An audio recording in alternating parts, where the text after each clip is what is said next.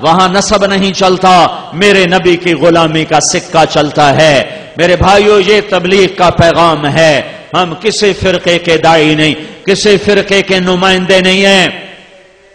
یہ اسلام کا پیغام ہے کہ اللہ اس کے رسول کے غلام بن جاؤ، اللہ اس کے رسول کی زندگی کو سیکھو بھی صحیح، پھیلاؤ بھی صحیح۔ ساری زندگی دو باتیں ہیں، ایک عبادت ہے، ایک اخلاق ہے۔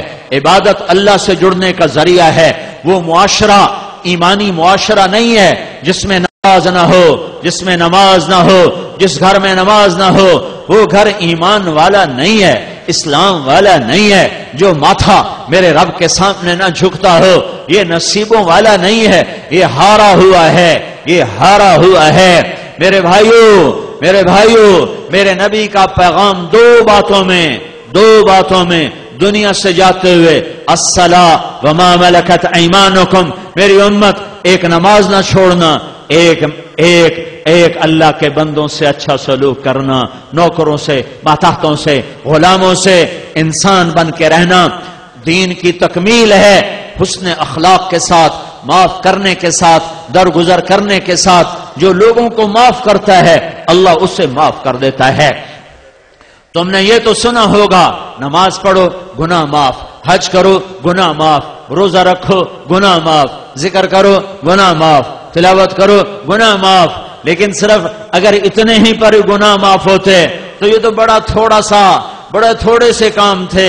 میرے رب کی رحمت، میرے نبی کی رحمت للعالمین، رحمت پھیل گئی، رحمت کشادہ ہو گئی، میاں بیوی میں جھگڑا ہو گیا، ہو ہی جاتا ہے۔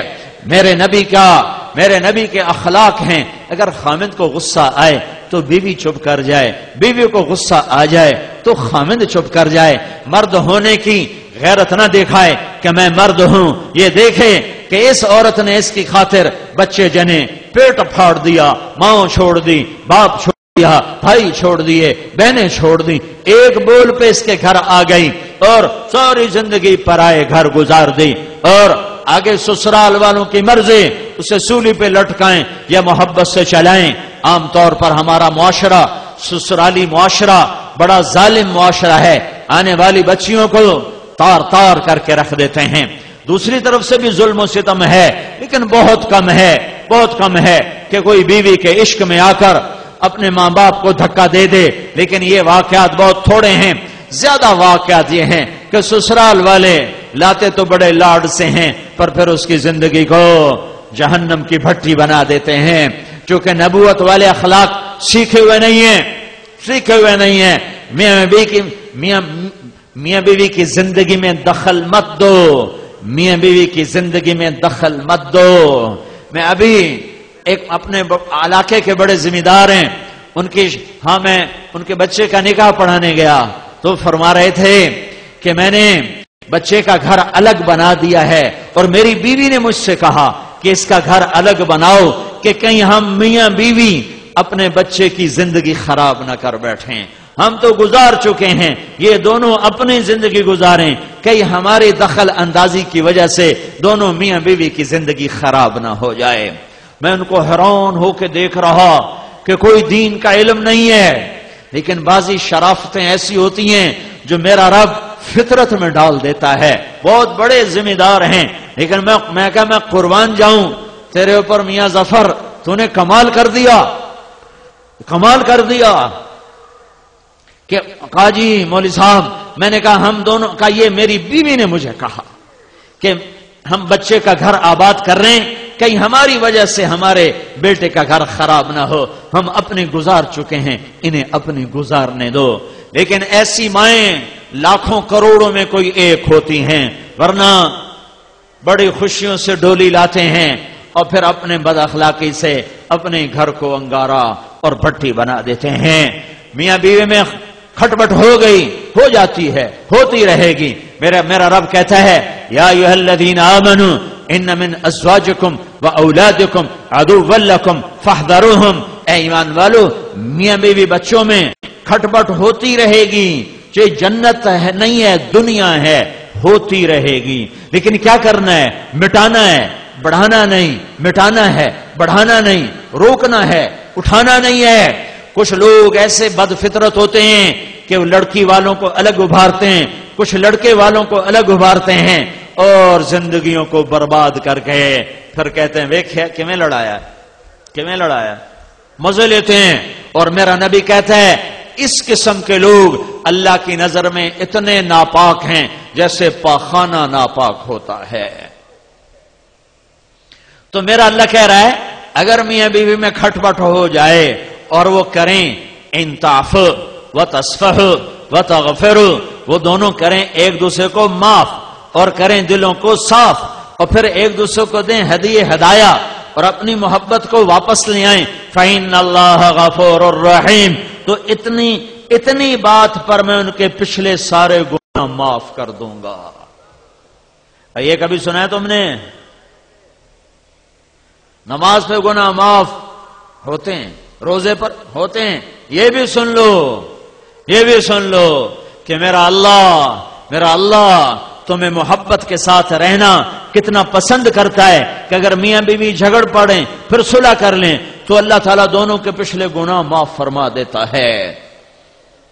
حضرت علی نے سے فرمایا میرے محبوب نے علی طلاق سے بچنا، جب ناجائز طلاق دی جاتی ہے تو اللہ کا عرش کانپ اٹھتا ہے۔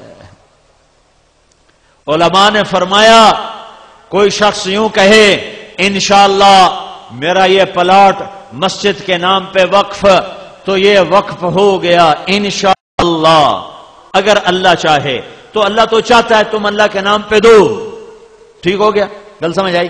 اب ایک آدمی کہتا ہے انشاءاللہ میری بیوی کو 3 طلاق، اگر اللہ چاہے تو میری بیوی کو 3 طلاق، تو علماء فرماتے ہیں یہ طلاق نہیں ہوگی کیونکہ اللہ نہیں چاہتا تم بیویوں کو طلاق دو۔ اللہ ایک گھر کو کتنا بچانا چاہتا ہے۔ شیطان روزانہ کچہری لگاتا ہے، پھر اپنے شتروگنوں سے پوچھتا ہے ہاں بھائی کی کر کے آئے ہو؟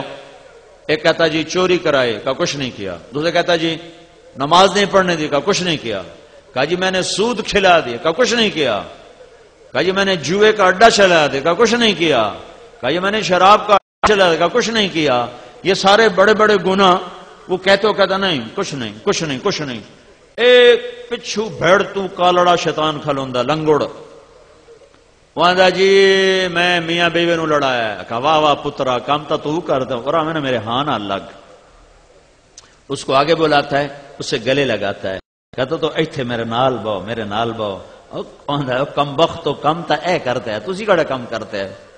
شراب بھی دی شراب دی جانتا ہی، بے نمازی دی غفلت دی جانتا ہی، سود خور دا سود دی ذات تائیں، تے میاں بیوی دی لڑائی نسلاں تے خانداناں تائیں، شاباش پترا ایویں کیتی آویں۔ میرے نبی کی زندگی 2 حصوں میں تقسیم ہوتی ہے، ایک کو عبادت کہتے ہیں جس میں نماز سب سے اعلیٰ ہے، یہ حقوق اللہ بھی کہتے ہیں، ایک کو اخلاق کہتے ہیں جس میں معاف کرنا سب سے اعلیٰ ہے، اللہ کے بندوں کے ساتھ زندگی گزارنے کا بھی طریقہ ہے، ایویں نہیں ہے کہ جی میں مرضی پہ کرو۔ پڑوس میرے نبی نے کہا، میرے اللہ نے پڑوس کا اتنا کہا کہ مجھے ڈر لگا کہ کہیں اللہ پڑوسی کو وراثت میں حصہ نہ دے دے۔ درگزر کرنا یہ اسلام کا صحرا ہے، اسلام کی زینت ہے، اسلام کا سب سے خوبصورت عمل ہے۔ میرے نبی نے فرمایا لا تکونوا امعا، اے میری امت